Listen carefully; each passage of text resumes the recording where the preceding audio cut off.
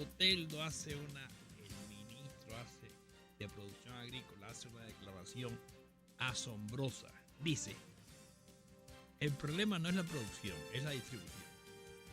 Supongamos que eso sea cierto. Entonces, ¿dónde se quedan los alimentos? Se quedan en la mata, en la tierra, se pudren.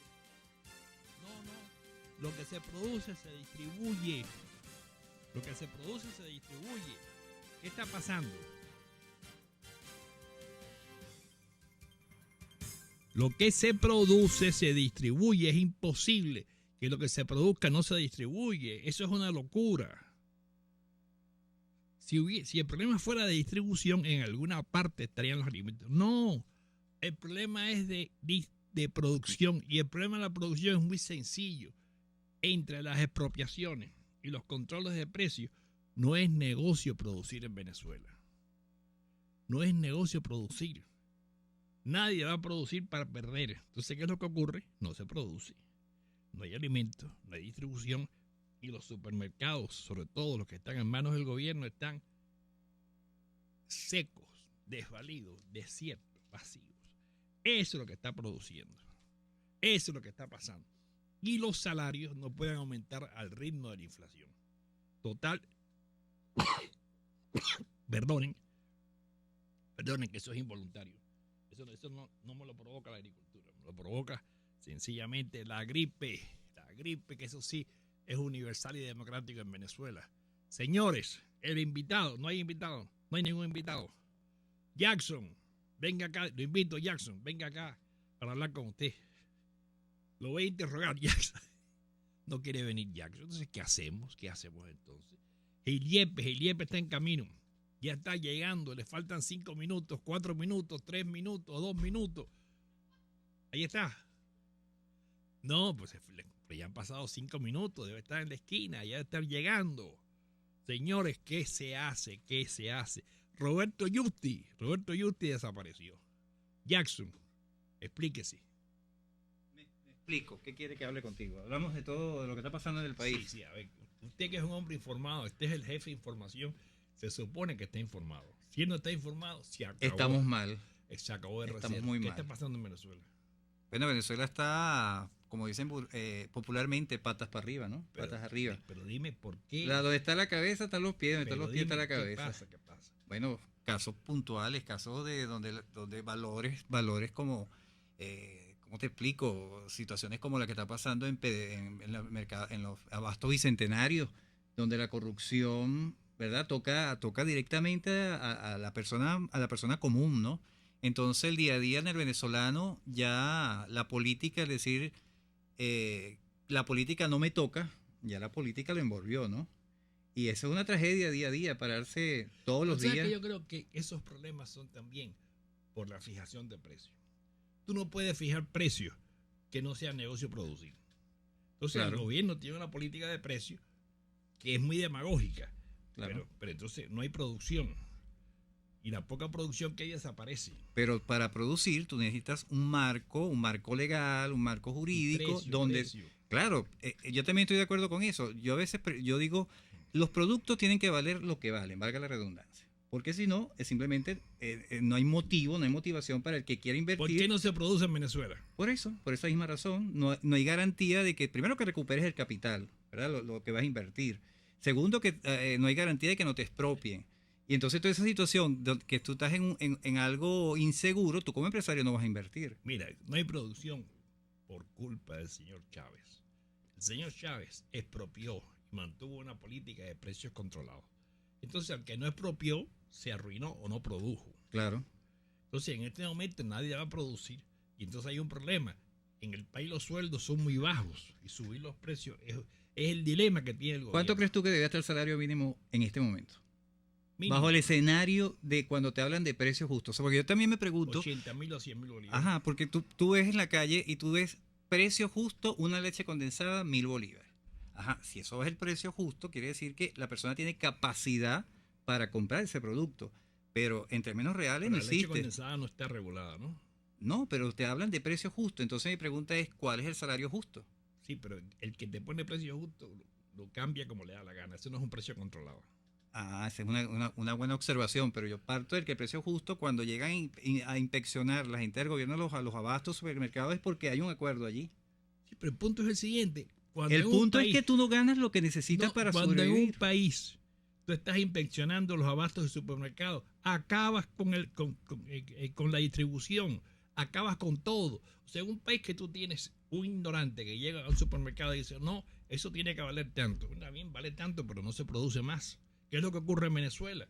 Que la producción agrícola prácticamente ha desaparecido. Pero yo a veces pienso que también hay un contrasentido. Si la persona no tiene capacidad de consumir, evidentemente también el que produce va a perder su producción. Está bien, pero si el precio que vende... Entonces, yo insisto, hay que ir al fondo, o sea, independientemente de que produzca o no produzca, aquí hay un sector muy débil, y yo me pongo de ese lado porque soy afectado, sí. Es el que vive asalariado. El que vive asalariado no se le está tomando en cuenta su realidad. Se quiere tapar, decir que hay productos regulados, que al final los compras. El salario. Los compras a precio bachaquero. ¿De qué es producto el salario? El salario es el producto de tu trabajo, ¿no? No, no es eso. El salario es producto de una economía en la cual hay una moneda sólida y hay un crecimiento económico. Hace 20 años, 25 años, cuando tú piensas los salarios de Venezuela en dólares, eran 10 veces superiores a los de ahora. Claro, si eso estaba hablando yo... Eran 10 veces superiores. Claro. Un billete de 20 bolívares eran $4. $4. $4. Ahora $4 son 4.000 bolívares. Bueno, es prácticamente a veces el salario de una semana de alguna gente. Claro. Esa es la tragedia. El salario está en $20. El país se empobreció y se sigue empobreciendo. ¿Y a dónde vamos a llegar con eso? Vuelvo, repito, la parte más débil es el pobre. No, pero el pobre y el rico, todo el mundo, el rico se va de Venezuela. ¿Qué hace el rico? Pobre? El pobre tiene que quedarse aquí, pero el rico manda a sus hijos fuera. Claro. El que estudia en la universidad, ¿qué hace? Se queda aquí, se va. Yo lo que veo es que esto es una máquina que ya se está quemando. O sea, aquí ya esto va a llegar a un momento que se va a paralizar porque aquí no va a haber discurso político que valga. ¿Por qué? Porque con el hambre no hay discurso político. La gente quiere, es una necesidad inmediata. Satisfacer tus necesidades inmediatas. Después que tú satisfaces tus necesidades, es que tú puedes filosofar, puedes pensar, puedes divagar, puedes hacer unas cosas. No puedes satisfacer si no tienes dinero ni producción. Entonces aquí va a venir ayuda humanitaria. Yo a veces de repente pienso que va a venir. Hay gente pidiendo ayuda humanitaria. Es que tiene que venir. Hay gente pidiendo ayuda humanitaria. Que tiene que venir porque si no... El país más rico de América Latina, el país con el ingreso en dólares más importante, en teoría, que termine pidiendo ayuda humanitaria, yo creo que en el resto de América Latina deben estarse riendo. Claro. De Venezuela. Venezuela, se habla del imperio, se habla de todo aquello. Ajá, los ataques. Ecuador exporta petróleo, México exporta petróleo, sí. y están bien, entre comillas, mejor que nosotros. ¿Tú viste el último discurso de Maduro? El que dio en la CELAT. Sí, los últimos discursos. ¿Tú sí, no crees sí. que ha habido un cambio? Yo creo que bueno, es que tiene que haberlo. Hay un cambio. Tiene que haberlo, porque los otros ir contra la corriente y el más afectado es él. Hay un cambio. Yo creo que hay un cambio en Maduro. Pero ¿será ese cambio? ¿Estará a tiempo? No es a tiempo. Hay un cambio. O sea, hay un cambio en Maduro como un reconocimiento de la catástrofe que está habiendo en el país. Hay un cambio. Bueno. Yo sí creo que hay un cambio en el gobierno. Ahora, que ese cambio sirva para algo. Por ejemplo, Castro Sotelo, si no cambias el modelo económico, no hay cambio. Castro Sotelo está reconociendo que no hay alimentos. Bueno, claro. Pero ¿qué es lo que dice? Es la distribución. ¿Qué es la distribución? Pero está diciendo, reconociendo que no hay alimentos. Claro. El hecho dice, no hay comida en los automercados, no hay alimentos, no hay nada. ¿Por qué? Él no va a decir... Ahora es la distribución, no es el contrabando. Pero es que él no puede decir que no hay alimentos, no hay nada porque no hay producción en Venezuela. Porque la frontera sigue cerrada. Por eso te quiero decir, o sea... Entonces los argumentos que dio el gobierno para cerrar la frontera han crecido, y entonces se ha demostrado que no solamente el contrabando. ¿Cuántos barcos están llegando con comida a Venezuela? Supuestamente llegaron 6 la semana pasada, cargados de comida. Pregunto yo, o sea, ¿vamos a seguir en la economía de puerto? Bueno, ¿El país puede continuar con la economía de puerto? Lo puede continuar mientras aquí ¿Hasta cuándo? Mientras el petróleo estaba a 80 y haciendo. Claro. Chávez creó una economía basada en lo siguiente. Tengo precios altos del petróleo, lo demás me da lo mismo. Me da lo mismo que se produzca, que no se produzca, me da lo mismo todo. Yo tengo los dólares, compro el precio que me da la gana y vendo el precio que me da la gana. Estamos brindados, ¿te acuerdas que decía? Puede llegar a cero, el precio del petróleo. Pero cuando llegó a 20, a 25, se demostró que no estamos blindados. Y la alternativa que viene en Venezuela es grave. Por eso uno nota a Maduro. Primero, se le está cayendo la popularidad. El gobierno está por el piso. Claro, porque como dicen, todas las plagas le cayeron y no tiene salida por ningún lado. Bueno, salida tiene. La primera salida es sentarse con todos los elementos productivos del país, crear un gobierno de acuerdo nacional, poner a los mejores en cada área y empezar a dirigir, o sea, quitar la política. Tiene que liberar los precios. Tiene que liberar los precios. E inicialmente, eso significa algo muy impopular. Liberar los precios. La primera, como lo va a afectar, es que va a reconocer que ha fracasado económicamente. Su política económica es un fracaso. ¿Por qué yo digo una pregunta? ¿Por qué el bolívar no vale nada y siguen los billetes así? ¿Por qué no se saca el billete de a 1000? Bueno, eso puede no reconocer que su política hay una inflación en el país. Entonces, ¿qué es lo que ocurre? Que la gente cuando tiene que pagar algo tiene que llevar un carretón de billetes. Exacto, eso tiene ridículo. Eso no puede ser. Eso no puede ser. Estamos a nivel de África, de los países africanos. Los países africanos están mejor que esto. Bueno, quizás hace 10 años, pues para no decir ahorita, porque es verdad, los países africanos han mejorado. Mejor porque todo un país africano vas a un mercado y hay productos en el mercado. Claro. O sea, la tragedia de Venezuela es que se está quedando sin alimentos, sin productos. Con inseguridad. Es una especie y una verborrea que ya Maduro está consciente de eso. Fíjate, hay una cosa curiosa de Maduro. Maduro está metiendo preso a la gente del Bicentenario, a la gente de los automercados. ¿Y eso es de ahorita? ¿Esa corrupción es de ahorita? No, no es de ahorita. No es de ahorita. ¿Por qué se hace ahorita? Pregunto. Porque el tema es explosivo ya. El tema es explosivo. Está sencillamente, la realidad le está explotando entre las manos.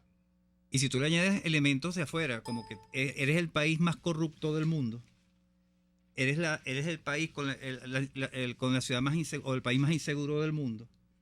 O sea, son cosas que no se pueden ocultar. También su imagen internacional cada vez es peor. O sea, la imagen del gobierno es cada vez peor. La pregunta es, ¿cómo es percibida Venezuela en el exterior con estos índices tan negativos a lo interno? No, pero entonces hay una cuestión paradójica, que la gente entonces tiende a ensalzar a Chávez y a atribuirle a Chávez unos méritos, porque todo lo que está pasando es producto de Chávez. Claro que es producto de Chávez. Lo que pasa es que Chávez se murió y el petróleo todavía estaba a 50, 60, 70. Se podía tapar un poquito la cosa. Ahora, cuando el petróleo baja, esto queda desnudo. Así es. Yo, particularmente, yo siempre he considerado el petróleo como, no sé, de repente la gente dirá que no es así, pero para mí el cáncer de Venezuela fue el petróleo. Venezuela pudo ser una potencia agrícola. Venezuela pudo ser una potencia turística. Venezuela tiene todos los elementos para hacer eso. Imagínate 50, 60 años atrás, sin petróleo, donde obligadamente tuvimos que desarrollar la agricultura, desarrollar el turismo. No lo estuviéramos tranquilos. Si necesidad está esperando que algo suba o algo baje. Yo creo que eso no se desarrolla a base del Estado ni el precio del petróleo. No. Por eso, hay países que no tienen petróleo, ¿no? Y a eso voy. La gente trabaja y la gente a eso voy. El cáncer de Venezuela fue el petróleo. La dependencia del petróleo, la comodidad de tener los ingresos fijos sin hacer el menor esfuerzo. Que tú podías importar. O sea, tú llegas mañana a Estados Unidos y tú dices, señores, aquí en adelante yo importo todo y además no importo subsidiado, pues se acaba la agricultura americana.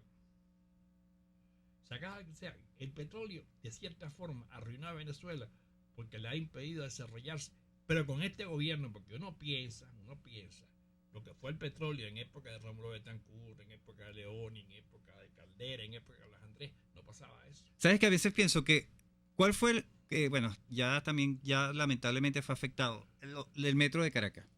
El metro de Caracas fue un convenio donde los gobiernos que llegaran simplemente continuaban las obras, nadie lo obstaculizara. Ese era el metro de Caracas. Hubiese sido el país si se hubiesen aplicado las mismas normas del metro de Caracas con grandes proyectos nacionales, es decir, independientemente que llegó el chavismo, usted tiene que continuar con estos proyectos, estas líneas, porque esos son para el país, para el futuro del país. Y entonces, mira, el metro de Caracas en su momento fue, lamentablemente ya también lo afectó la situación, ¿no? Pero yo creo que al final el tema era que el desarrollo no lo hace el gobierno, no lo hace el Estado, el desarrollo lo hace la gente trabajando. Pero con un Estado que te permita trabajar, que te garantice seguridad, que te garantice todos esos elementos. Tienes precio. ¿Cómo tú trabajas y sales a tu casa y no te dejan salir, pues? Bueno, no, pero mira, la gente sale. Lo que acaba con el desarrollo es que tú sales a montar un negocio. Entonces llega el gobierno, importa lo que tú produces a mitad de precio. Claro. ¿Qué es la historia? No hay de reglas Chávez? claras. No, si hay reglas claras. El gobierno dice, yo importo lo que me da la gana porque tengo dólares y vendo al precio que me da la gana. Eso acabó con la producción nacional y acabó con la producción agrícola. Si el gobierno sencillamente no compitiera con la gente. Es que ese no es el rol del gobierno. El rol del gobierno es dar educación, dar salud. No solo que no sea el rol, chico, eso que económicamente es suicida. Claro. O sea, No estás hecho para eso. no, es que tú creaste un sistema que solo es viable si el petróleo vale 50, 80, 100 dólares. Tú creaste un sistema que si baja el precio del petróleo nos morimos de hambre, que es lo que está pasando este año. En la cuerda floja estamos viviendo constantemente. Constantemente. Con ese sistema estamos en la cuerda floja. Y un país no puede estar así. Tú Sí tienes está. que tener bases seguras de desarrollo. Sí puede estar, que es el caso de Venezuela. ¿Qué es lo que pasa en Venezuela? Se están acabando las medicinas. Pacientes con Guillain-Barré desesperados por falta de... Uno lee las noticias. Freddy Ceballos, los pacientes están muriendo por la crisis humanitaria. Uno lee las noticias y tú dices, ¿dónde estamos viviendo? ¿En Beluchistán? ¿Dónde está? En Venezuela. ¿Y por qué la gente no reacciona? Si la gente sí reacciona. En las elecciones, en la asamblea, el 80% votó en contra del gobierno. Señor Argenio. Sí, fíjate, hablando de falta de medicinas, tenemos al señor Asdrúbal Montari que está solicitando Mevilet de 5 miligramos en comprimidos. Se pueden comunicar con él al 0426 3501. No escucho, vamos a rectificar el número porque me lo dieron escrito y no se ve el número, luego lo leemos. Alexander Álvarez, comunista no reconoce como igual al que piensa y actúa diferente. Es el otro, es un enemigo, no un rival. Lo público es de él, punto.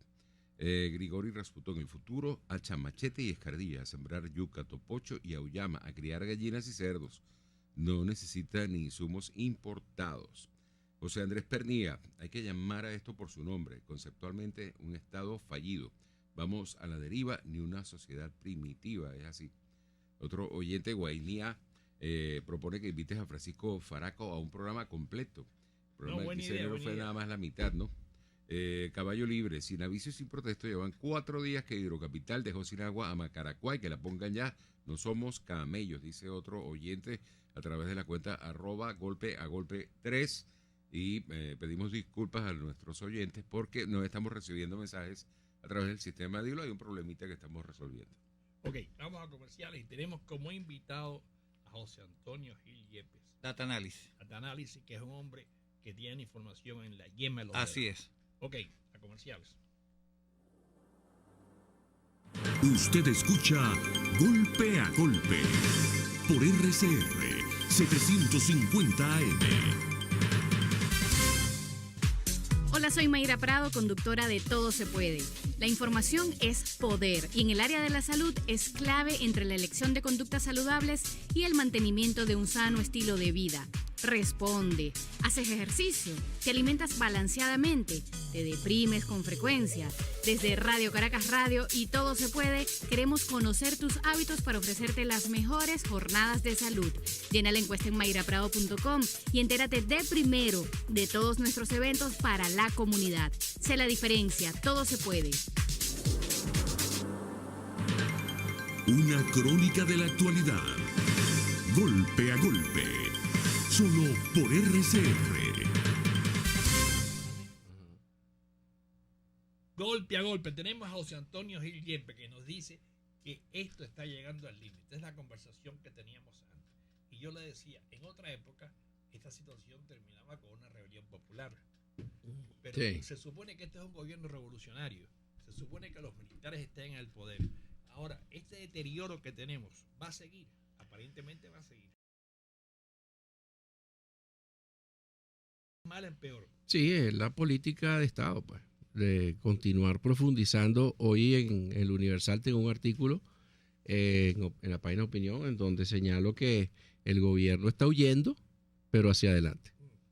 Es decir, está ratificando sus políticas, las políticas que produjeron la crisis, y con esas políticas lo que va a hacer es profundizar la crisis. Es muy difícil, por otro lado, pedirle a la oposición a través del Poder Legislativo que pare esa crisis, que tuerza el rumbo, que voltee el barco hacia otro lado. porque las políticas en Venezuela son sumamente dependientes del poder ejecutivo, sobre todo las políticas que más daño le han hecho a Venezuela. Aquí existe una ley de precios justos, que reforma más, reforma menos, pudiera trabajarse con esa ley, pero la implementación de la ley de precios justos a través de un control de precios férreo, que no necesariamente lo refleja la ley, el gobierno chavista, tanto del presidente Chávez como de Maduro, han logrado poner a la empresa privada en una situación precaria, desincentivando además la producción para poderse acompañar al crecimiento y al crecimiento de la población. Y del otro punto de vista monetario, toda la política monetaria, todo el circulante que exista, la liquidez que exista y el tipo de cambio vienen totalmente determinados por el Poder Ejecutivo. Entonces, las dos piezas elementales de las que depende la política a corto plazo, que son flexibilización de precios y sinceración del tipo de cambio, dependen completamente del Poder Ejecutivo, y ojalá que la población no le pida peras al olmo, es decir, que no le pida a la oposición que cambie esas dos cosas que son las que más daños hacen. Ahora, la pregunta es, ¿cualquier cambio en Venezuela no sería doloroso inicialmente? Bueno, no necesariamente. Vamos a hablar de cambios que no serían dolorosos. Por ejemplo, facilitar todo lo que es la exportación no petrolera para que eso active el empleo, active la inversión, el entusiasmo y la producción en Venezuela. Y a su vez cree un proceso que pudiera coordinarse inclusive con el Estado. ¿Esa exportación a qué dólar sería? ¿Dólar libre? Esa exportación puede ser perfectamente como cuando Lucinchi, a dólar libre. Y las exportaciones cuando Lucinchi 84, 85 y 86 crecieron de una manera exponencial. Porque es un tronco negocio. Es un tremendo negocio, sobre todo a dólar libre. Entonces, y ahí no pierde nadie. Ahora, que se enriquezca alguien no debería ser preocupación para un gobierno de todos los venezolanos, como deben ser los gobiernos. Pero si al marxista en el gobierno le preocupa que haya ganancia, pues entonces ahí tenemos un cortocircuito que nos pone en una situación confusa y de desperdicio de una oportunidad. Segundo, ¿qué efecto tendría que el gobierno dejara de hablar mal contra la empresa privada por la televisión y los medios, y la radio, y el periódico? Bueno, tendría un efecto fabuloso, nada más que dejar de hablar mal de los demás, inclusive de otros sectores. Ya sería como una pastillita para calmar los ánimos y dar la perspectiva de que vamos en otra dirección. Eso no cuesta nada y beneficia a todos. ¿Tú no ves a Maduro con otro lenguaje? Bueno, desafortunadamente las oportunidades las ha tenido porque el agua la ha tenido al cuello y la sigue teniendo al cuello. Y cada vez peor. Pero salir con ese decreto de emergencia o propuesta de decreto de emergencia, que era más de lo mismo, pero peor, y era un gesto engañoso, porque es una ley habilitante disfrazada. Es una ley habilitante encubierta, pero peor, porque la ley habilitante se sujeta a la ley y a las condiciones que establece la Constitución sobre lo que debe ser el manejo de una ley habilitante. Pero un decreto de emergencia es una carta blanca para cualquier cosa. Y allí decía algo muy, muy específico. El gobierno se reserva el poder de requerir bienes o propiedades. Bueno, eso es la confiscación arbitraria de cualquier cosa. Entonces, el presidente Maduro no le veo yo. Otra cosa que el gobierno puede ser, autorizar por fin a las industrias petroleras para que produzcan más. El gobierno de Chávez y el gobierno de Maduro vienen frenando a sus socios petroleros para que no produzcan más. ¿Por qué hacen eso? Bueno, por lo que explicamos en el libro que usted mismo editó, pues en Poder, Petróleo y Pobreza. Eso lo hacen porque es la manera que se encontró a partir del último trimestre del 73 para acá de enriquecer al Estado, darle más poder de distribución de los recursos a los que controlen los aparatos del Estado, a los que estén en el gobierno, es decir, en este caso, a los partidos anteriores o al chavismo, y empobrecer a la población para que la población tenga que depender del Estado. Entonces el Estado recibe... ¿Quién gobernaba en el 73? ¿Ah? ¿Quién gobernaba? Cuando se tomó esa decisión, Caldera. Caldera. El último trimestre de Caldera. Y Caldera después, uno. Caldera 1. Y después, por supuesto, Carlos Andrés Pérez 1, que era fatal, igual, fatal. Era el gobierno más parecido al gobierno de Chávez, el gobierno de Carlos Andrés Pérez 1. Recuérdate cómo se trataba la inversión extranjera, a las patadas, cómo se controló precios, como quisieron. Bueno, era verdaderamente lo más parecido a este gobierno. Entonces, ¿qué nos cuesta aumentar la producción petrolera y darle más trabajo a los venezolanos? Moderar los precios. Claro que los precios del petróleo tienen que moderarse. Precios del petróleo a 100. Ponen a todas las islas del Caribe y a Centroamérica de rodillas. Precio justo. A 100. ¿Y por qué esos otros paisitos están de rodillas? ¿Y por qué se creó todo un mecanismo para poner a esos señores, a esos países, bajo la dependencia del gobierno de Chávez con Petrocaribe? En función de que yo te voy a dar un subsidio muy barato para que tú compres petróleo y lo pagues la mitad en 25 años. Y ya veremos. Y bueno, ahí están las consecuencias, pues, las mismas que pasaron en Venezuela. Una política general de los OPEP. Lo mismo no hacían los sauditas en algunos países africanos. Absolutamente. Y o sea, compraban el voto de esos países. Compraban sus votos en esos países y mantenían un control férreo sobre la riqueza y la distribución de la riqueza. Quién recibe y quién no recibe, quién produce y quién no produce. Y si eso lo acopla a la sobrevaluación de la moneda, definitivamente entonces tienes un proceso de dependencia de la población hacia el reparto del gobierno y una resta en función de la creación de empleo, porque la sobrevaluación de la moneda favorece las importaciones y perjudica la producción nacional y el empleo nacional. O sea, que lo que hizo Hugo Chávez, que fue llevar a la máxima expresión las importaciones del país, era un proceso de desmontaje de la industria privada, pero también del empleo nacional. O sea, una cosa sumamente reaccionaria, la que hizo Hugo Chávez con las importaciones. Ahora, en este momento no hay un cambio a nivel mundial. Y me da la impresión que los sauditas y los rusos, sobre todo los sauditas, están cambiando de política. Los sauditas están interesados más en la producción que en mantener la OPEP. Están interesados más en los mercados.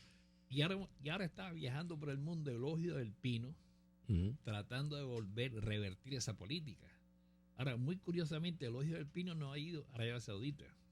Sí, porque Arabia Saudita cayó en la cuenta de que en los últimos 30 años el petróleo, OPEP y no OPEP, sí, ha perdido 15 puntos de participación, de 46% del mercado internacional de energía al 31% de ese mercado.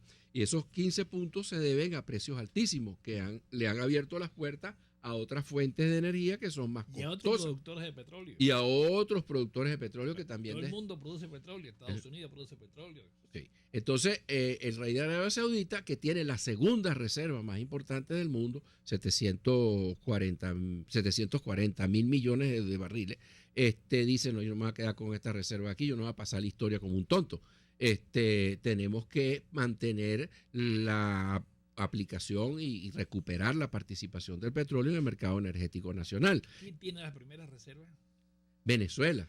Pero, Venezuela con 780 mil barriles, 780 mil millones de barriles. Y esa cifra, yo que trabajé en PDVSA 5 años, y valga la cuña, a mucho orgullo, entre el 82 y el 88,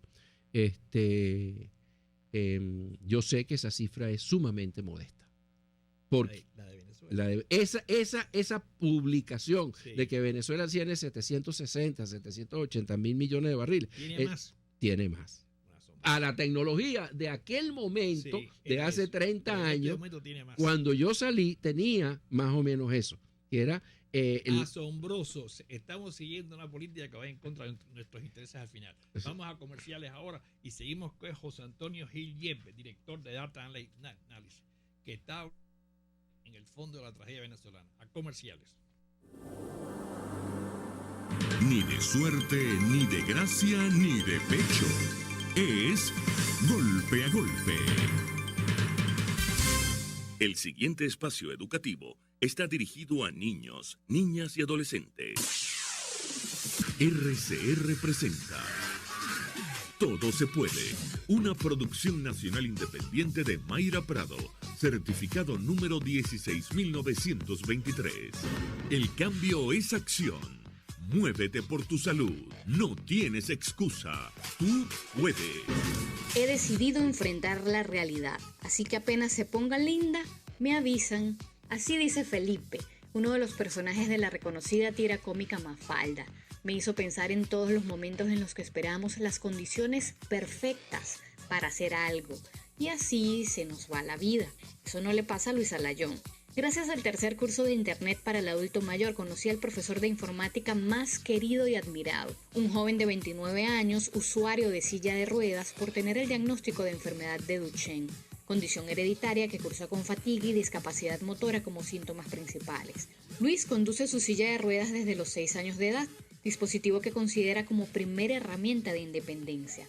¿Y por qué les hablo de él? Porque para estudiar informática, él no esperó que la realidad se pusiera linda. Yo fui la primera persona con discapacidad en silla de ruedas que ingresó a estudiar en el pedagógico en el año 2005. En aquella época era todo más complicado que ahora. Luego que yo ingresé, que vi una situación de discapacidad que no es nada fácil, ahí es que poco a poco, por ejemplo, cada departamento del pedagógico comenzó a dar los recursos para construir una rampa. Luego vinieron una rampa detrás de la otra. Y cada rampa era un logro para mí y para personas con discapacidad que vinieron después de mí en el pedagógico. Luego llegó el transporte, un transporte especial que donó el Ministerio de Educación, y fue el transporte para las personas con discapacidad. Luego yo egresé en el año 2011, quedaron ahí estudiando estudiantes con discapacidad en silla de ruedas que no habían antes que yo llegara. Entonces creo que la vida es un lograr cambios en el lugar donde te envuelvas. Todo es lograr cambios, así sea lo más pequeño, se pueden lograr. Todo por construir una mejor Venezuela para todos. Este audio lo extraje de una de las emisiones en vivo de Todo se puede. Gracias a todas las personas que, como Luis, no esperan que el ambiente cambie para que ellos estén mejor, sino que con su motivación para salir adelante, abren puertas y no escatiman para abrírselas a los demás. Si te gustó este micro, te invito a conversar en Twitter por @MayraPradoL y a sintonizar todos los sábados a las 7 de la mañana nuestra emisión en vivo de Todo se puede por RCR. RCR presentó Todo se puede con Mayra Prado. Síguela por Twitter, @todosepuedenet. Una producción nacional independiente de Mayra Prado, certificado número 16923.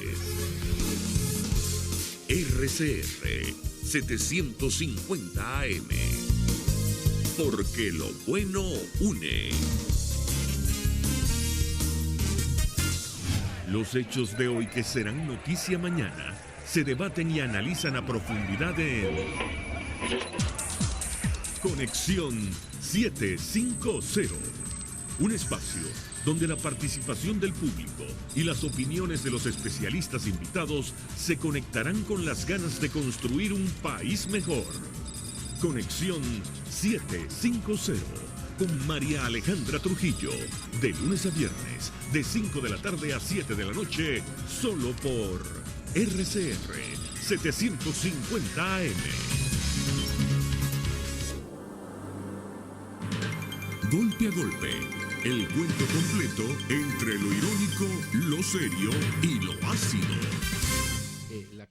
La necesidad que uno tiene. Estamos con José Antonio Gil Yepia, estamos hablando de la tragedia de la producción petrolera en Venezuela. Estamos diciendo que Venezuela, en otra época, vivía mucho mejor del petróleo. Mira, en el libro Poder, Petróleo y Pobreza. En el libro tú lo dices, ¿sí? Sí, hay 3 capítulos dedicados al tema petrolero y su impacto socioeconómico. Hay un modelo econométrico que analiza la etapa petrolera desde el año 50 hasta el año 73 y del 74 en adelante. ¿Por qué el corte? Porque en el año 73, en el último trimestre, se toman las decisiones de elevar los precios y luego vienen los años 74, 75, 76, cuando los países OPEP fueron estatizando sus industrias petroleras y disparando los precios. Bueno, en el primer periodo, en el 50-73, antes del disparo de los precios, para que pudiese haber más ingreso fiscal y de divisa, los gobiernos y las petroleras que estaban operando en el país, que eran las internacionales, tenían que producir más volumen porque el precio era estable.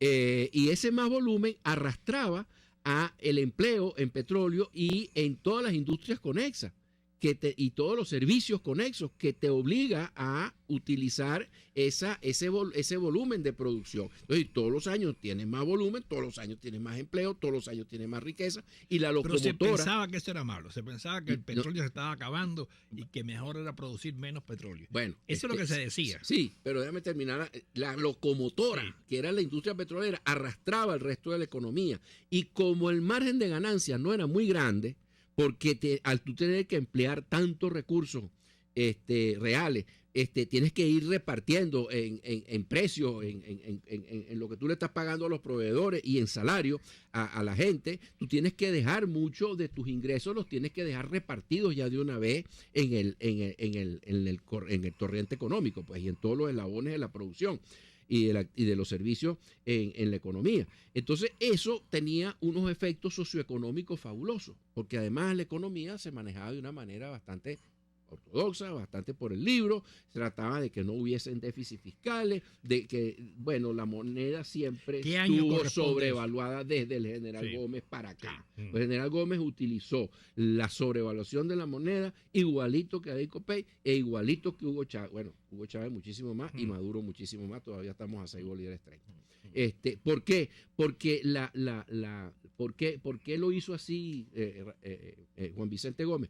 Porque con eso mataba a la producción agrícola y evitaba que se repitiera el fenómeno mediante el cual él llegó al poder, porque él llegó al poder financiando a Cipriano Castro con los recursos que le producían las fincas que tenía Juan Vicente Gómez, más otros que fueron financiando ese proceso. Ese caudillismo se financiaba, igual que el de los Monagas, igual que el de Páez, igual que de todos esos grandes el petróleo actores. Acaba con ese caudillismo. El petróleo acabó con ese caudillismo porque Juan Vicente Gómez, en vez de hacerle caso a los agricultores que querían el tipo de cambio a 10, lo puso a 5 y mató la producción agrícola. ¿Y cómo se llama la novela de Miguel Otero Silva? Casas Muertas. ¿Y a quién fue que mataron? A Parapara de Ortiz. Es decir, a Venezuela. Y eso, fíjate que estamos hablando de un ultradictador, Juan Vicente Gómez. ¿Es que esa política ha cambiado? No. Y ahí está la pobreza del venezolano, de acuerdo con lo que muestro en el libro Poder, Petróleo y Pobreza. Que se atenuaba cuando el Estado distribuía riqueza. Reparte la riqueza para el consumo, pero limitaba la producción a través de la sobrevaluación de la moneda, a través del estatismo, a través del control de precios y a través del control de cambio. Entonces, y con el discursito ese marxistoide, izquierdoide, que tampoco abandonó a D, que no abandonaba a la izquierda cristiana, bueno, y el trabajo y el empleo de los venezolanos, ¿dónde quedó? ¿Por qué salió del poder Adey Copey? Porque dejaron 47% de empleo informal y 11% de desempleo. ¿Y por qué esa cifra? Porque no estaban más interesados en permitir que la empresa privada construyera, invirtiera. Sobre todo, se les pasó la mano complicando el proceso de permisología y condiciones, estímulos o desestímulos sobre el proceso de construcción de vivienda. Si Adey Copey hubieran dejado construir a los empresarios privados para que se enriquecieran hasta los topes con los empresarios privados construyendo vivienda, el régimen anterior difícilmente hubiera caído, porque el principal indicador de la pobreza en la estratificación socioeconómica es las condiciones de urbanismo y las condiciones de la vivienda. Si se hubieran construido sistemáticamente aquellas 100.000 casas por año de Caldera, Venezuela hubiera tenido 10, 15% de pobres y no 60, 70% de pobres cuando eligieron a Hugo Chávez. ¿Y ahora qué hacemos? ¿Y ahora qué hacemos? Bueno, ahí tenemos otra. Sí. Otra cosa que no cuesta mucho dinero y que no implica mayores sacrificios. Oye, sube un poco el precio de tope de la vivienda sujeta a la construcción de viviendas autorizadas por el gobierno, para que se convierta en negocio otra vez. Permítele, qué sé yo, 10, 15% de ganancia a los productores de vivienda, y eso permitiría a los bancos financiar a los constructores y darle carta blanca a eso para que empiece a rodar la rueda de la construcción que mueve a todas las demás industrias. Y si a eso le sumas turismo, bueno, imagínate tú, autoriza al turismo a cambiar a dólar libre en cualquier parte. Al que presente un pasaporte extranjero y un boleto de avión, cambie a 982. Bueno, no caben los turistas aquí. ¿Ah? No caben los turistas. Bueno, imagínate tú. Este sería el país más barato del universo. Este es el país más barato del universo. Si ese es otro punto que hay que destacar. Uno va y se sienta en un restaurante y uno dice, oye, este desgraciado, ¿cómo es posible que me va a cobrar 20,000 bolívares por dos almuerzos? 30,000 bolívares por 3 personas, sí. 40,000 bolívares hasta por 2 cenas, sí. 2 personas. Y resulta que, entonces, claro, porque es que el sueldo a ti no te alcanza.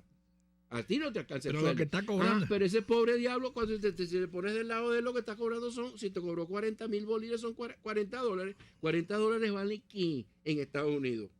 ¿Qué en 40 dólares equivalentes en libras en Londres? No, chicos, ese hombre se está muriendo de hambre igual que tú. Está saliendo de todo el mercado, no puede ir a ninguna parte con lo que te está cobrando por esa cena, porque con eso no compra ni el pasaje de avión.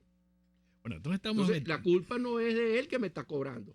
La culpa no es del tipo que te está vendiendo una mayonesa por 1,000 bolívares o una mostaza por 2,000 bolívares. $2. ¿A dónde cuesta $2 un frasco de mostaza? En ninguna parte. Sí, pero entonces el problema es que el que te puso el sueldo, y el que me puso el sueldo está en Miraflores. Sí, pero hay un punto que es que todo eso es como un ciclo vicioso. Y la gente quiere precios baratos y sueldos altos. Bueno, sí, yo también quisiera que mi mamá tuviera ruedas y fuera bicicleta. Pero aquí los gobiernos en parte han facilitado eso a costa del empresario. Claro, y los gobiernos, eso se calmó ya en los últimos 15 años de Deicopey, esa cosita de echarle la culpa a los empresarios y al capitalismo de todo.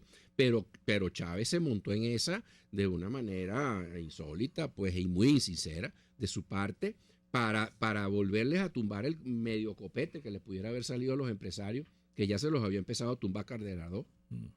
Que siempre mantuvo una relación así como distante de la empresa privada, lo cual nos costó demasiado como nación, pero Chávez se volvió a montar en esa y todavía seguimos en eso, y hay que oír cualquier disparate que se le ocurra al presidente de la República, a los representantes del gobierno, decir en contra de la empresa privada, y la empresa privada que no ha tenido la habilidad de hacerle ver a la gente cómo es que al atacar a la empresa privada estás atacando el empleo mejor pagado.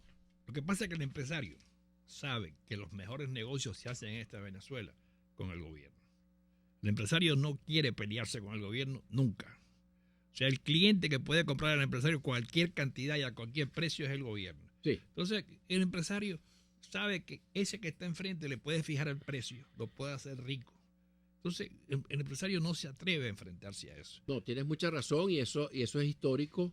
Y ahora viene el volumen 3 de la Centrodemocracia, de los escenarios para Venezuela, en donde muestro en los 200 años de historia republicana cómo lo que tú estás diciendo es la esencia de la tragedia venezolana. Ahora, ¿quién pone el desorden? El autoritarismo. Mientras un gobierno sea autoritario, es imposible conocer cuál va a ser la regla de juego que a mí me van a aplicar. Bien sea porque el autócrata la impone la regla, bien sea porque la impusimos. O sea, la democracia es desarrollo. La democracia es desarrollo si fuera democracia. Si es democracia, de verdad. Si fuera democracia, sí. Pero no ha sido. Sí.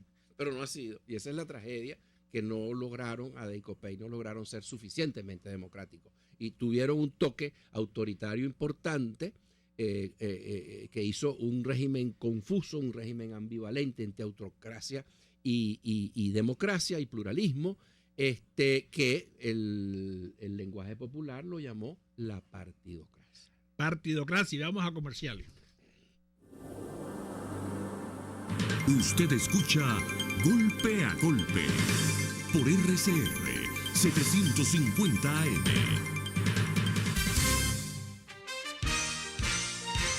Información veraz y objetiva es la que se presenta en el espacio más noticioso del país. Entrevistas con los principales actores de la realidad local, regional y nacional. 9 de la mañana es la hora de la información. Informe RCR, de lunes a viernes, por RCR 750 AM. Bueno, no somos campeones, pero luchamos hasta el final. Así que felicitamos a nuestro glorioso equipo y a toda la Junta Administradora de la Nave Turca por todo el esfuerzo realizado a lo largo de la temporada 2015-2016. Radio Caracas Radio 750 AM se enorgullece de ser parte de esta gran familia y ser el circuito oficial de Navegantes del Magallanes, porque somos campeones por siempre.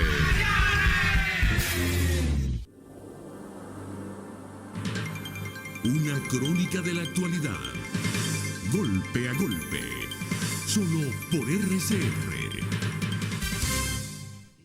La situación de Venezuela, tenemos unos empresarios que no son realmente empresarios, tenemos un Estado que no es realmente un Estado.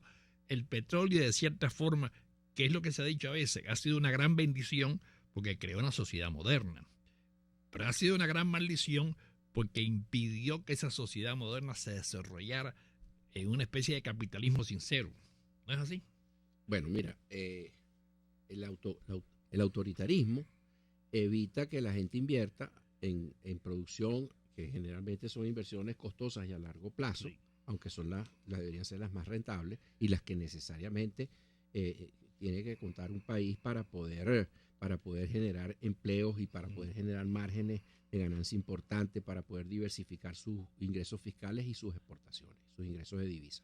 Pero el autoritarismo, en la medida en que es autoritario, por definición, en donde yo no sé quién pone las reglas de juego y si sé que las pone un Congreso, el autócrata las viola, y ese autócrata puede ser una persona como Hugo Chávez o Nicolás Maduro, o puede ser un grupo de partidos como la Partidocracia de Acción Democrática y COPEI, o se aplican las reglas de juego a uno y no a otro. Eso va a significar, perdón, el autoritarismo todavía tiene una manifestación más sutil, es que no escucha. No escucha. Que es una de las grandes características de Adeicopey. Sí. Porque Chávez no solamente no escuchaba y se veía que no te estás escuchando porque te iba a insultar. Sí. Te iba a decir cualquier barbaridad por los medios. Pero Adeicopey te ponían cara de búho y simplemente no pasaba nada. Y mira, nos estamos hundiendo, cara de búho, no pasa nada. Entonces, eso hace que la gente más bien busque otras formas de ganarse la vida, un rebusque. Entonces se distorsiona la mentalidad del potencial inversionista, que es cuando tú dices que en Venezuela no hay empresarios. Bueno, sí hay, y hay gente que se ha arriesgado con la agricultura en la industria y todavía se siguen arriesgando con la agricultura en la industria. Esos son unos valientes temerarios. Porque este no es un país para industria ni para producción agrícola, este es un país para importadores. Entonces ahí viene la cosa. Entonces vamos a ver cuál es el negocito de corto plazo, que yo entro y salgo, no me arriesgo demasiado, y para conseguir esa oportunidad yo me tengo que acercar al poderoso, y entonces en vez de un verdadero empresario me convierto en un buscador de rentas.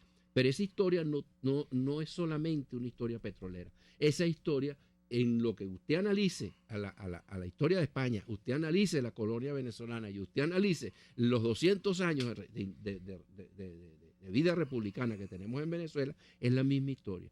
Porque el rey de España era autoritario y España era un país monoproductor de lana de merino. La colonia venezolana fue sumamente autoritaria. Y luego vinieron los regímenes de republicanos que han tenido un sesgo más autoritario que democrático, con sus variantes. Pues aquí existió un José María Vargas, aquí existió un Sublet, aquí existió un Medina, Isaías Medina Angarita, el mismo López Contreras, que fue democratizando al régimen.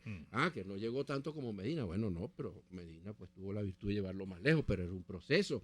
Aquí existió un Carlos Andrés Pérez II, que le costó la cabeza el intento de democratizar al país y de abrir su economía y convertirla en una economía Lo diversificada. trató de hacer con su carisma, no lo trató de hacer convenciéndolos. Lo hizo muy mal. Lo hizo La muy mal. estrategia fue muy mala. El shock económico de una sola vez, como lo trató de hacer, fue No, y muy trayendo a una serie de figuras que no pertenecían al mundo político, una Sí. serie de los antiecológico. Sí, fue una cosa de locura. De locura eso.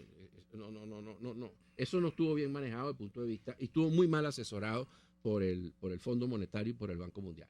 Hay que estar claro. Y bueno, y algún día hoy que también quería que las cosas sucedieran de la noche a la mañana y había una conseja muy perversa que servirá para cuando podamos volver a abrir la economía, liberarla, a hacer dentro de un capitalismo responsable, por supuesto.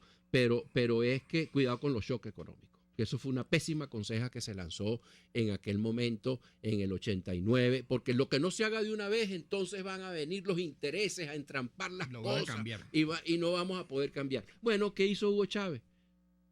Aquello era una cosa buena, mal vendida. En cambio, ¿qué hizo Hugo Chávez? Agarró una cosa pésima, pero la vendió muy bien, disfrazado. Y le tomaron 7 años para llegar a llamarse socialista. Y le tomó un par de años más para ocurrirse utilizar la palabra camarada en los medios. ¿Ah? Ya estaba en su segundo o su tercer gobierno, ya estábamos en 2007. Y arranca la ola aquella de estatizaciones con la Fue CanTV. paulatinamente. Fue paulatina. Y por eso triunfó progresivamente. políticamente. Eso es muy importante. Y políticamente también fue un shock porque Carlos Andrés Pérez dejó demasiado de lado a su partido, dejó demasiado de lado a los intereses y a los intereses rentistas, y a los intereses rentistas, que no estaban interesados en industrializar el país, en desarrollar la agricultura, la agroindustria, diversificar las exportaciones, sino seguir importando. Entonces Venezuela como país entonces petrolero. ahí se combinaron diversos elementos, tanto lo que puede ser una coalición de intereses que estaba perjudicando a Pérez y termina saliendo por los votos de su propio partido y de Copey en el Congreso. Ahora, Aunque le echen la culpa por esta calle. Pero va, porque esa es otra de las consejas. Por esta calle fue una gotica de agua. Una gotica de Una agua. gotica Pues de agua. por esta calle lo que está diciendo, yo tengo un telescopio, yo puedo ver la luna, mira, aquí Sí. está la luna, Sí. pero esto está mal, Sí. esto está mal. Y resulta que de Copey no escuchaban, por autocrático. Bueno, pero hay una cosa, ese es el destino de los países petroleros. Yo creo que no, porque hay países petroleros que han evitado. Están cambiando. Están Y han cambiando cambiado a y el rey de tiempo. Arabia Saudita puso la barba en remojo. Y está diversificando las fuentes de riqueza. Bueno, fíjate, Dubái, allá donde está el edificio ese Sí. bonito y todo eso, desarrollaron la industria del turismo. Eso es asombroso. Que Bueno. un país petrolero haya desarrollado exitosamente. En la industria del turismo. Exitosamente. Y el turismo carísimo. Pero exitosamente. Que fue Carísimo. una cosa brillante. Bueno, brillante, como el turismo en la Romana. Sí. Turismo carísimo. En en un pueblo que, bueno, modesto y tal, y Sí. qué sé yo. Pero agarran una zona y la desarrollan. Y yo no sé si algún político dirá que los que trabajan en la Romana, los dominicanos que se ganan la vida allí, pues serán explotados o serán vistos a menos. Serán no sé qué explotados, cosa. pero viven mucho mejor que- comen comen. Y viven cosas que mejor. no le va a dar ni el partido PSV ni el partido Podemos en ¿Qué en hay que España. hacer en Venezuela? Entonces dime en 30 segundos qué hay que hacer. Tú eres dueño de Venezuela, eres presidente, dictador, autoritario, Dios. ¿Qué es lo que tú vas a aprender a hacer? Bueno, trataría de desarrollar las políticas que menos nos cuesten, cómo impulsar el turismo en función del acceso a un dólar libre, tal y como está y sin se complicaciones. llena esto de turistas. Se llena, bueno, y desarrollar la policía turística para que protejan a los Claro, turistas. pero eso es sencillo. Pero claro, pero el turismo va a absorber una gran cantidad de mano de obra inmediatamente que va a hacer que la delincuencia baje y las ganas de tener, o la necesidad de tener asaltando gente para comer, Al revés. baje también, baje drásticamente. Desarrollaría las exportaciones no tradicionales. Ya la tasa de cambio pues ha tenido una política desde hace un par de años bastante atractiva. Lo que falta es que la Guardia Nacional deje de pedir solvencias en los puertos y deje de volver a revisar lo que estaba presentado en la fábrica de donde salió el producto, vuelve a revisarlo y a veces lo revisan de mala manera y el producto llega dañado. Podemos desarrollar la industria de la construcción con una sola cosita: aumentar el precio, aumentar el nivel de precio de los Podemos apartamentos. salir de abajo sin tanto trabajo. Sin tanto trabajo. Bueno, Esa una es buena me noticia, gusta. sencillamente podemos salir de abajo con trabajo, pero es viable salir de abajo. Hemos hablado con José Antonio Giliepe, que ha terminado con tono optimista. Lo único malo de tono optimista es, le harán caso en Venezuela. Ah. El discurso político no es otro. Está No, difícil, no es otro. está difícil. Muchas gracias, José Antonio Giliepe.